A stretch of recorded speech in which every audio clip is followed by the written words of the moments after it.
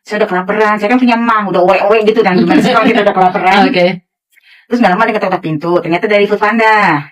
Delivery order gitu. Akhirnya saya lihat, loh kok mie, ini mah mie yang biasa dipesan, bukan saya kan gak makan mie gitu loh. Terus? Saya langsung make sure, tapi sebelum saya ini dia udah WA duluan. So me, I buy food for you, dinner, kata dia. Aku tag foto dong, this is my noodle. Oh iya, katanya saya sudah terlanjur pesan mie, kata dia. Yang Indonesia begitulah. Sorry ya, memang dia ngomong sorry ke saya. Terus saya bilang, kalau kamu mau masak nasi, ya udah masak aja. Saya pikir udah 10 menit lagi mau jam 9 malam, sudah kelewat kelaparan. Katanya kalau mau makan nasi, masak aja. Halo guys, assalamualaikum warahmatullahi wabarakatuh. Gimana kabarnya semua teman-teman? Semoga selalu dalam keadaan baik-baik saja. Oke, seperti video awal tadi, teman-teman sudah lihat yang mana mbaknya ini curhat di labnya Miss Uni ya. Yang mana kejadian ini saya yakin ini sangat penting sekali, khususnya untuk teman-teman yang bekerja di Hong Kong. Ini bisa menjadi pembelajaran dan bisa untuk pengetahuan teman-teman yang lainnya ya. Yang mana di sini sedikit kronologi seperti ini. Ceritanya majikannya makan di restoran dan cecenya diorderkan makanan online, tapi yang datang cuma mie. Lalu cecenya telepon majikannya dan bilang, lain kali kalau memberikan makanan saya, nasi saja, saya nggak suka makan mie. Itu kata si mbaknya ya. Dan setelah itu majikannya no comment, tetap menikmati santapan makanan di restoran. Tapi setelah sampai rumah, cecenya suruh siap-siap hari itu juga dan langsung di-interminate. Pesan buat cecenya, apapun yang majikan berikan selagi bukan daging bok, ya nggak usah dikomplain. Untung majikan masih perhatian, diorderkan makanan, kok nggak diterima.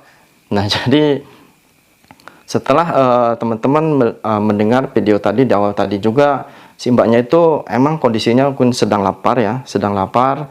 Dan mungkin ketika nelpon majikan, dan si majikan itu sebenarnya masih kasihan ya sama si mbaknya, dan diorderkanlah mie oleh si majikan tersebut. Dan ketika saja mie itu mungkin datang, dan ketika si mbaknya menerima mie, karena saking lapar, tiba-tiba lah kok malah makan mie, dan katanya mie-nya kok rasanya nggak ada rasa, nggak ada manis, nggak ada pedas, dan hanya bau ayam seperti itu. Dan di situ si mbaknya tuh justru komplain ke majikan, katanya lain kali kalau pengen belikan makanan, beli nasi aja, nggak usah belikan mie gitu loh. Dan sontak saja ketika itu mungkin teleponnya sudah. Ketika si majikan itu pulang dan langsung saja berdebat, dan langsung si mbaknya itu dibelikan tiket, ini suruh pulang ke Indonesia. Dan di situ si mbaknya ini emang jenis yang kuat dan mungkin jenis yang suka ngelawan. Akhirnya si mbaknya itu ya udah nggak apa-apa. Ya setidaknya saya ingin pulang, ingin ketemu anak. Mungkin karena emang si mbaknya itu lagi emosi juga ya, karena sudah lapar, justru malah diberikannya mie. Tapi dari kisah ini, sebaiknya untuk kalian yang mungkin masih pengen bekerja di Hong Kong atau di mana saja, apapun kalian diberikan makanan sama majikannya, selagi itu layak dimakan, ya kalian terima saja lah. Dan mungkin untuk kurang enak atau gimana ya, kalian mungkin bisa ditambahin apa kayak mungkin sama kerupuk ataupun mungkin sama nasi seperti itu ya. Jangan sampai pernah ngelawan, karena pantangan sekali. Kita harus sadar kita itu hanya sebagai kuli ya.